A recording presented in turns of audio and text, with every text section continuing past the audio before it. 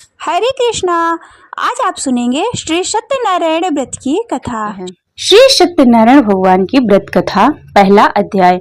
एक समय की बात है कि नौमी शारण्य तीर्थ में शौनकादिक 88,000 ऋषियों ने श्री सूत जी से पूछा कि हे प्रभु, कलयुग में विद्या रहित मनुष्यों को प्रभु भक्ति किस प्रकार मिल सकती है तथा उनका उद्धार कैसे होगा। हे मुनि श्रेष्ठ, कोई ऐसा तप बताइए जिसको थोड़ी समय में ही पुण्य मिले और मनवांछित फल की प्राप्ति हो जाए। इस प्रकार की कथा सुनने की हम लोग इच्छा रखते हैं। सभी शास्त्रों के ज्ञाता सूत जी बोले कि हे वैष्णवों, मैं पूज्य आप सभी के ने प्राणियों के हित की बात पूछी है, इसलिए मैं एक ऐसे श्रेष्ठ व्रत के बारे में आप लोगों को जरूर बताऊंगा जिसके बारे में नारद जी ने लक्ष्मी नारायण जी से पूछा था और लक्ष्मीपति श्रीहरि ने नारद जी से कहा था कि अब आप भी इसे सुनिए। एक समय की बात है, नारद जी दूसरों के हित की इच्छा के लिए अनेकों लोकों में घूमते हुए मृत्यु लोक में जा पहुंचे। वहां उन्होंने अनेक योनियों में जन्मे सभी मनुष्यों को अपने कर्मों के अनुसार पीड़ा झलकते हुए देखा। उनका दुख देखकर नारद जी सोचने लगे कि ऐसा क्या किया जाए जिससे निश्चित रूप से मानव के दुखों का अंत हो जाए। इसी विचार पर मनन करते हुए वह विष्णु लोक में गए। वहां पर नारायण की स्तुति करने लगे और बोले कि हे भगवान, आप अत्यंत शक्ति से संपन्न हैं। निर्गुण स्वरूप सृष्टि के कारण भक्तों के दुख को दूर करने वाले आपको मेरा प्रणाम है। नारद जी की स्तुति सुनकर विष्णु भगवान बोले कि हे मुनिश्रेष्ठ, आपके मन में क्या बात है, उसे निसंकोच कहो। इस पर नारद जी बोले कि मृत्यु लोक में अनेक योनियों में जन्मे मनुष्य अपने कर्मों द्वारा अनेक दुख से दुखी हो रहे हैं। हे प्रभु, आप तो ये बताइए कि मनुष्य थोड़े ही प्रयास से अपने दुखों से कैसे छुटकारा पा सकते हैं। तब श्री हरि बोले कि हे नारद, मनुष्यों की भलाई के लिए तुमने बहुत ही उत्तम प्रश्न पूछा है। स्वर्ग लोक व मृत्यु लोक दोनों में एक दुर्लभ उत्तम व्रत है जो पुण्य देने वाला है। आप आज प्रेम वश होकर मैं उसे तुमसे कहता हूँ। श्री सत्यनारायण भगवान का व्रत अच्छी तरह विधि पूर्वक करके मनुष्य तुरंत ही यहाँ सुख भोग कर मरने पर मोक्ष पाता है। श्री हरि के वचन को सुनकर नारद जी बोले कि उस व्रत का क्या फल है प्रभु, और उसका विधान क्या है, यह व्रत किसने किया था, इस व्रत को किस दिन करना चाहिए, आप सब कुछ विस्तार से बताएं। नारद जी की बात सुनकर श्री हरि बोले कि दुख व शोक से दूर करने वाला, यह सभी स्थानों पर विजयी दिलाने वाला है। मानव भक्ति को व श्रद्धा के साथ शाम को श्री सत्यनारायण भगवान की पूजा धर्म परायण होकर करना चाहिए। ब्राह्मण और बंधुओं के साथ करने से के साथ साथ ही यथाशक्ति अनुसार भक्ति भाव से भगवान को भोग लगाएं, आरती गाएं और ब्राह्मणों सहित बंधु बांधवों को भी भोजन कराएं। उसके बाद स्वयं भोजन करें। कीर्तन भजन के साथ भगवान की भक्ति में लीन हो जाएं। इस तरह से सत्यनारायण भगवान का व्रत करने पर मनुष्य की सारी इच्छाएं निश्चित रूप से पूरी होती हैं। इस कलिकाल अर्थात कलयुग में मृत्यु लोक में मोक्ष का यही एक सरल उपाय है। इति श्री सत्यनारायण व्रत कथा प्रथमो अध्याय संपूर्ण। भजवन नारायणे नारायणे नारायणे श्रीमन्नारायणे नारायणे नारायण।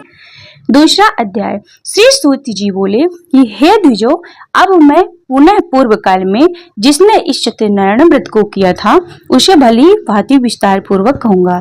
रमणीय काशी नामक नगर में कोई अत्यंत निर्धन ब्राह्मण रहता था। भूख और प्यास से व्याकुल होकर वह प्रतिदिन पृथ्वी पर भटकता रहता था।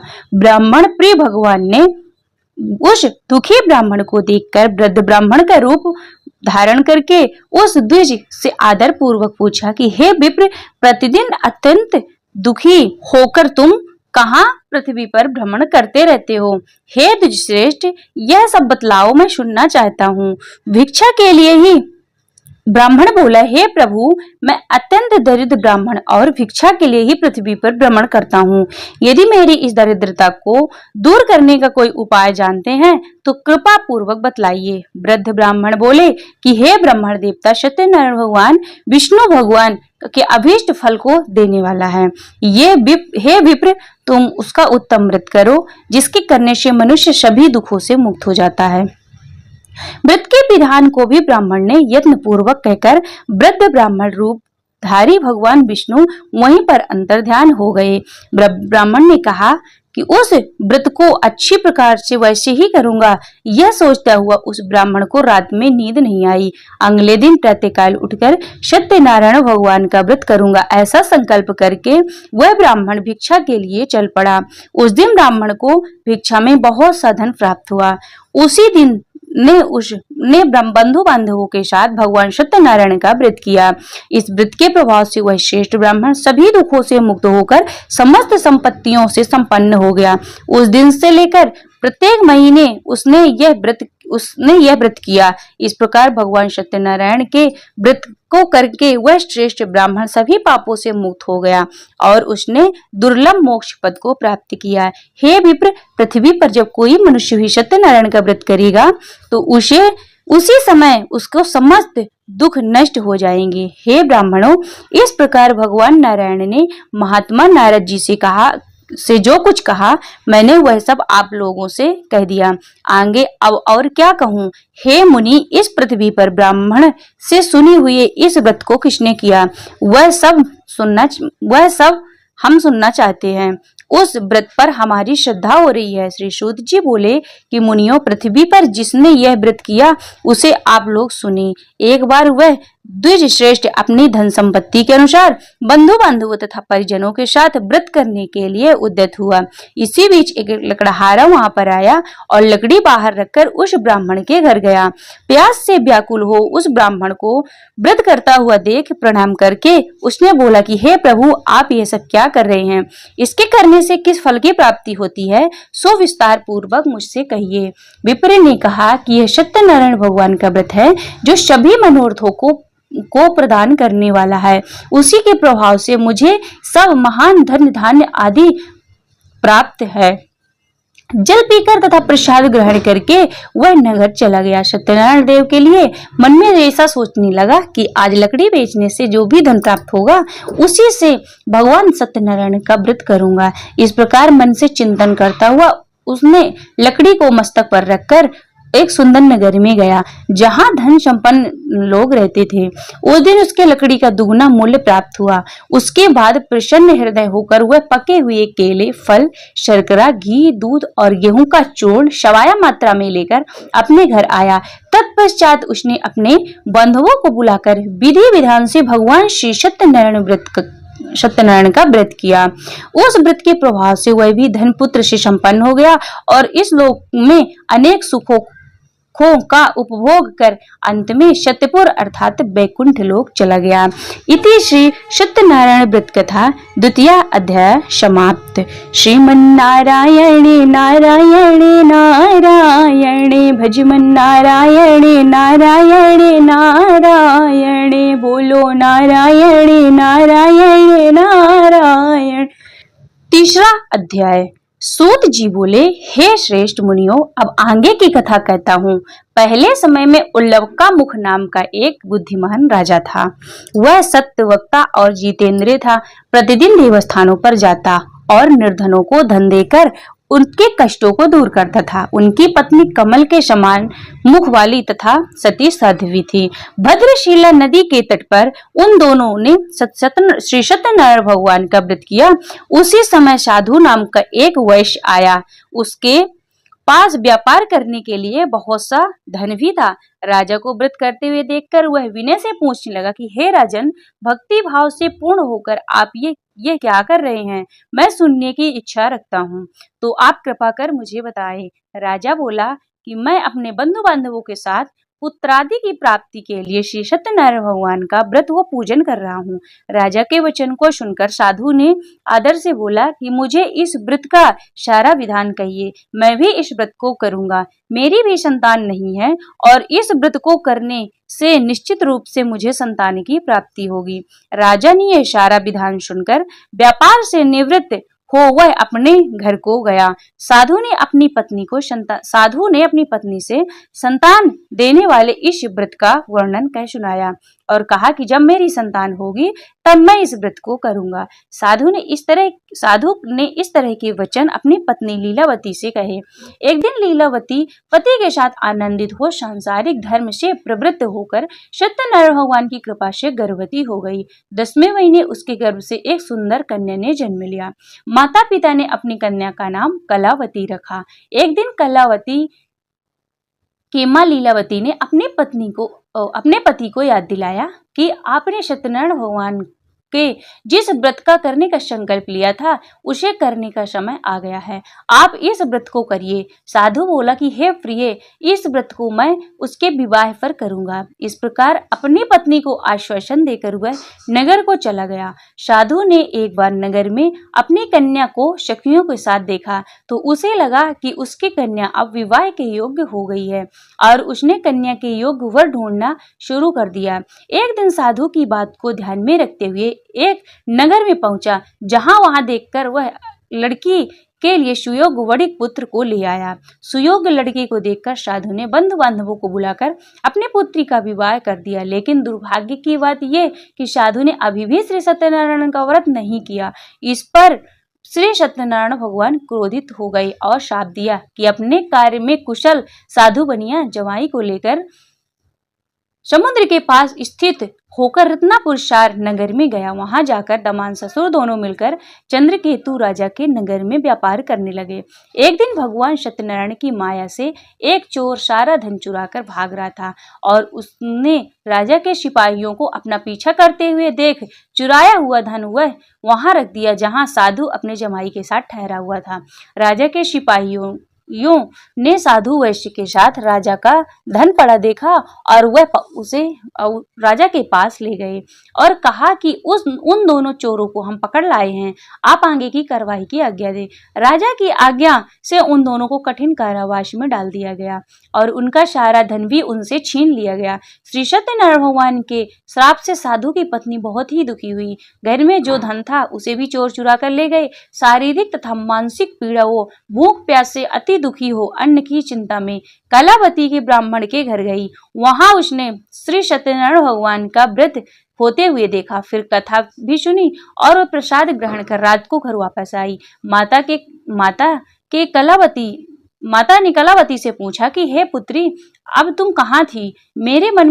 तेरे मन में क्या है? कलावती ने अपनी माता से कहा कि हे माता, मैं एक ब्राह्मण के घर में थी। श्री सत्यनारायण भगवान का व्रत देखा और कन्या के वचन को सुनकर लीलावती भगवान के पूजा की तैयारी करने लगी। लीलावती ने अपने परिवार और बंधुओं सहित श्री सत्यनारायण भगवान का पूजन किया और उनसे वर मांगा कि मेरे पति तथा जमाई शीघ्र घर आ जाएं।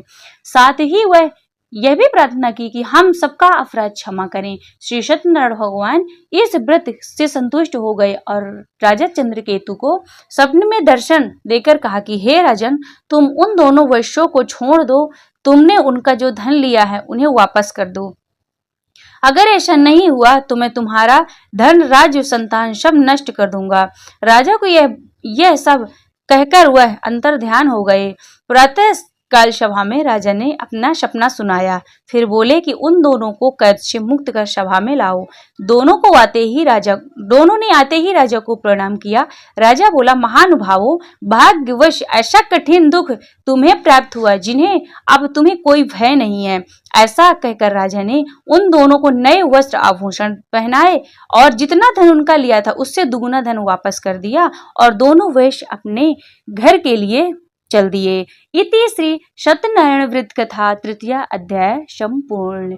श्रीमन्नारायणे नारायणे नारायणे भजमन नारायणे नारायणे नारायण, बोलो नारायणे नारायणे नारायण। श्री सत्यनारायण भगवान की जय। चौथा अध्याय। श्री सूत जी बोले कि साधु बनिया मंगलाचरण कर और ब्राह्मणों को धन देकर अपने नगर के लिए चल पड़ा। साधु के कुछ दूर जाने पर सत्यनारायण भगवान की उसकी सत्यता की परीक्षा के विषय में जिज्ञासा हुई। साधु, तुम्हारी नाव में क्या भरा है? तब धन से मद में चूर दोनों महाजनों ने अवहेलना से हंसते हुए कहा कि दंडी, ऐसा क्यों पूछ रहे हैं? क्या कुछ द्रव्य लेने की इच्छा है? हमारी नाव में तो लता और पत्ते भरे हैं। ऐसी निष्ठुर वाणी सुनकर तुम्हारी बात सच हो जाए, ऐसा कहकर दंडी सन्यासी को रूप धारण किए हुए भगवान श्री सत्यनारायण कुछ ही दूर जाकर समुद्र के समीप बैठ गए।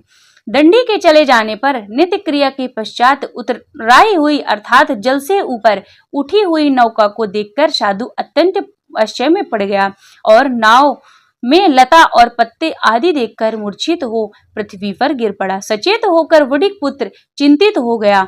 तब उसके दामाद ने इस प्रकार कहा कि आप शोक मत करें, दंडी ने श्राप दिया है, इस स्थिति में वही चाहे तो सब कुछ कर सकते हैं, इसमें संशय नहीं है, अतः उन्हीं की शरण में हम चलें। कहकर बारंबार प्रणाम करके वह महान शोक से आकुल हो गया। दंडी ने उसे रोता हुआ देखकर कहा कि अरे मूर्ख, रो मत, मेरी बात सुनो। मेरी पूजा से उदासीन होने के कारण तथा मेरी आज्ञा से ही तुमने बारंबार दुख को प्राप्त किया है। भगवान की ऐसी वाणी सुनकर वह उसकी स्तुति करने लगा। साधु ने कहा कि हे प्रभु, यह आश्चर्य की बात है कि आपकी माया से मोहित होने के कारण ब्रह्मा आदि देवता भी आपके गुणों और रूपों को यथावत रूप नहीं जान पाते हैं। फिर मैं मूर्ख आपकी माया से मोहित होने के कारण कैसे जान सकता हूँ? आप प्रसन्न हो, मैं अपनी धन संपत्ति के अनुसार आपकी पूजा करूंगा। मैं आपकी शरण में हूँ। मेरा जो नौका में स्थित पूरा धन है उसकी तथा मेरी रक्षा करें। उस बनिया की भक्ति युक्त वाणी को सुनकर भगवान जनार्दन संतुष्ट हो गए। भगवान हरि उसे अभीष्ट वर प्रदान करके वहीं अंतर ध्यान हो गए। उसके बाद वह साधु अपनी नौका पर चढ़ा और उसे धन धान्य से परिपूर्ण देखकर भगवान सत्यदेव की कृपा से हमारा मनोरथ सफल हो गया, ऐसा कहकर स्वजनों के साथ उसने भगवान की विधि पूर्वक पूजा की। श्री सत्यनारायण भगवान की कृपा से वह आनंद परिपूर्ण हो गया और नाव को प्रयत्न पूर्वक संभालकर अपने देश के लिए प्रस्थान किया। साधु बनिया ने अपने दमान से कहा कि वह मेरी रत्नपुरी नगरी दिखाई दे रही है। इसके बाद उसने अपने धन की रक्षक दूत को अपने आगमन का समाचार देने के लिए अपनी नगरी में भेजा। उसके बाद उस दूत ने नगर में जाकर साधु की भार्या को देखकर हाथ जोड़कर प्रणाम किया तथा उसके लिए अभीष्ट बातें कही। सेठ जी अपने दामाद तथा बंधु वर्गों के साथ बहुत सारे धन धान्य से संपन्न होकर नगर के निकट पधार गए हैं। दूत की यह मुख से यह सब बात सुनकर वह महान आनंदित हो विह्वल हो गई और उस साध्वी ने श्री सत्यनारायण भगवान की पूजा करके अपनी पुत्री से कहा कि मैं साधु के दर्शन के लिए जा रही हूँ, तुम शीघ्र आओ। माता की ऐसा वचन सुनकर व्रत को समाप्त करके प्रसाद का परित्याग कर कलावती ने भी पति के दर्शन करने के लिए चल पड़ी, जिससे भगवान श्री सत्यनारायण रुष्ट हो गए। उन्होंने कहा कि पति को तथा नौका को धन के साथ हरण करके जल में डुबो दिया जाए। इसके बाद कलावती कन्या अपने पति को न देखकर महान शोक से रुदन करती हुई पृथ्वी पर गिर पड़ी।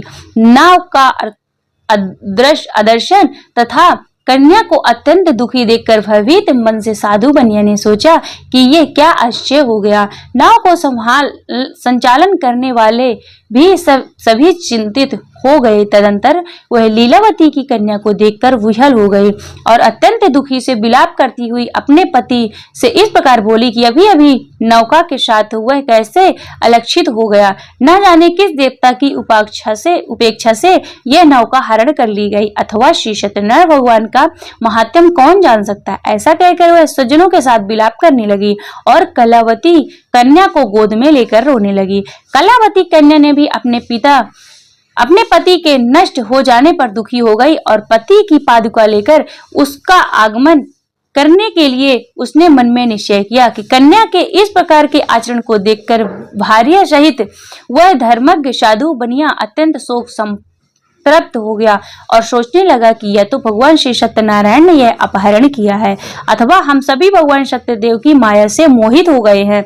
अपनी धन शक्ति के अनुसार मैं सत्यनारायण भगवान की पूजा करूंगा। सभी को बुलाकर इस प्रकार कहकर उसने अपने मन की इच्छा प्रकट की और बारंबार भगवान सत्यदेव को दंडवत प्रणाम किया। इससे दिनों के परिपालक भगवान श्री सत्यदेव प्रसन्न हो गए। भक्त वत्सल भगवान ने कृपा पूर्वक कहा कि तुम्हारी कन्या प्रसाद छोड़कर अपने पति को देखने चली आई। निश्चित ही इसी कारण इसका पति अदृश्य हो गया है। यदि घर जाकर प्रसाद ग्रहण करके यह पुनः आए तो साधु बनिया तुम्हारी पुत्री पति को प्राप्त करेगी, इसमें संशय नहीं है। कन्या कलावती भी आकाश मंडल से ऐसी वाणी को सुनकर शीघ्र ही घर गई। उसने प्रसाद ग्रहण किया, पुनः आकर स्वजनों तथा अपने पति को देखा। तब कलावती कन्या ने अपने पिता से कहा कि अब तो घर चलें, अब किस चीज की विलंब है। कन्या की बात सुनकर बड़ी पुत्र संतुष्ट हो गया और विधि विधान से भगवान श्री सत्यनारायण भगवान का पूजन करके धन तथा बंधु बांधवों के साथ अपने घर गया। तदंतर पूर्णिमा तथा संक्रांति पर्व पर भगवान श्री सत्यनारायण का पूजन करते हुए इस लोक में सुख को भोग कर अंत में वह बैकुंठ लोक में चला गया। इति श्री सत्यनारायण व्रत कथा चतुर्थो अध्याय संपूर्ण। श्रीमन्नारायणे नारायणे नारायणे भजमन्नारायणे नारायणे नारायण बोलो नारायण नारायण नारायण। बोलो श्री सत्यनारायण भगवान की जय। 5वां अध्याय। श्री सूत जी बोले कि हे श्रेष्ठ मुनियों, अब इसके बाद मैं दूसरी कथा कहूंगा, आप लोग सुने। अपनी प्रजा का पालन करने से तत्पर तुंगध्वज नामक एक राजा था। उसने सत्यदेव का प्रसाद का परित्याग करके दुख प्राप्त किया। इसके बाद वह वन में जाकर वहां बहुत से पशुओं को मारकर वट वृक्ष के नीचे आया। वहां उसने देखा कि गोप गण बंधु बांधवों के साथ संतुष्ट होकर भक्ति पूर्वक भगवान सत्यदेव की पूजा कर रहे हैं। राजा को यह देखकर अहंकारवश न तो वहां गया और न ही उसे भगवान श्री सत्यनारायण को प्रणाम किया। पूजन के बाद सभी गोपगण भगवान का प्रसाद राजा के समीप रखकर वहां से लौट आए और इच्छानुसार उन सभी ने भगवान का प्रसाद ग्रहण किया। इधर राजा को प्रसाद का परित्याग करने से बहुत दुख हुआ। उसका संपूर्ण धन नष्ट एवं सभी 100 पुत्र नष्ट हो गए। राजा के मन में निश्चय किया कि अवश्य ही भगवान श्री सत्यनारायण ने हमारा नाश किया है, इसलिए मुझे वहां जाना चाहिए जहां श्री सत्यनारायण भगवान की पूजा हो रहा है। ऐसा मन में निश्चय करके वह राजा गोपगणों के समीप गया और उसके गोपगणों के साथ भक्ति श्रद्धा से युक्त होकर विधि पूर्वक भगवान सत्यदेव की पूजा कि भगवान सत्यदेव की कृपा से वह पुनः धन और पुत्रों से संपन्न हो गया तथा इस लोक में सभी सुखों का उपभोग कर अंत में सत्यपुर वैकुंठ लोक को प्राप्त हुआ। श्री सूत जी कहने लगे कि जो व्यक्ति इस परम दुर्लभ श्री सत्यनारायण भगवान का व्रत करता है और पुण्यमयी तथा फल प्रदायिनी भगवान की कथा को भक्ति युक्त होकर सुनता है, उसे भगवान श्री सत्यनारायण की कृपा से धन आदि की प्राप्ति होती है। दरिद्र धनवान हो जाता है, बंधन में पड़ा हुआ बंधन से मुक्त हो जाता है, डरा हुआ व्यक्ति भय मुक्त हो जाता है। यह सत्य बात है कि इसमें संशय नहीं है।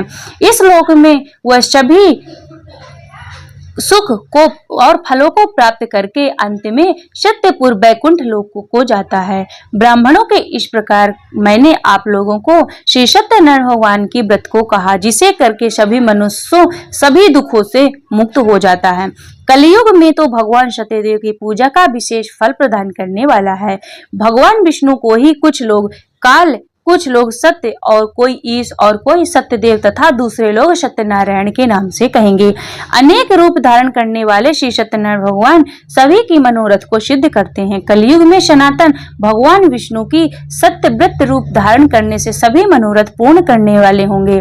हे श्रेष्ठ मुनियों, जो व्यक्ति नित्य श्री सत्यनारायण भगवान की इस व्रत की कथा को पढ़ता अथवा सुनता है, भगवान श्री सत्यनारायण उनकी कृपा से उनके सभी पाप को नष्ट हो जाते हैं। हे मुनीश्वर, पूर्व काल में जिन लोगों ने भगवान श्री सत्यनारायण का व्रत किया, उनके अगले जन्म का वृत्तांत कहता हूँ, आप सुने।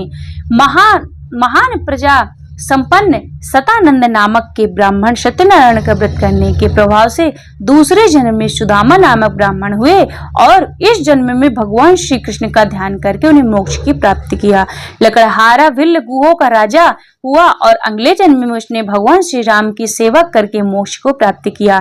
महाराज उल्कामुख दूसरे जन्म में दशरथ बने, जिन्होंने रंगनाथ जी की पूजा करके अंत में वैकुंठ को प्राप्त किया। इसी प्रकार धार्मिक और सत्यव्रती के साथ साधु पिछले जन्म की सत्यव्रत के प्रभाव से दूसरे जन्म में मोरध्वज नाम का राजा हुआ और उसने आरे से चीर कर अपने पुत्र की आधी देह भगवान विष्णु को अर्पित कर मोक्ष को प्राप्त किया।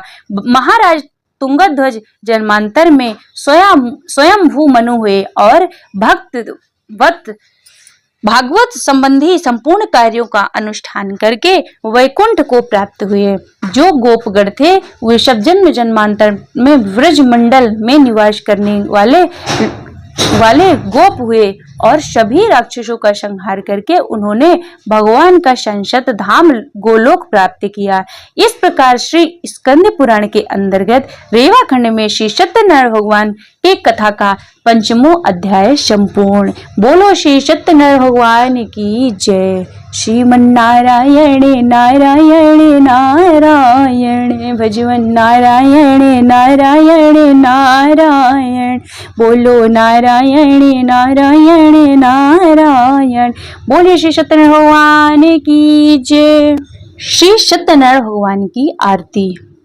ओम जय लक्ष्मी रमणा स्वामी जय लक्ष्मी रमणा सत्यनारायण स्वामी सत्यनारायण स्वामी जन पातक हरिणा। ओम जय लक्ष्मी रमणा रत्न जड़ित सिंहासन अद्भुत छविराज प्रभु अद्भुत छविराजे।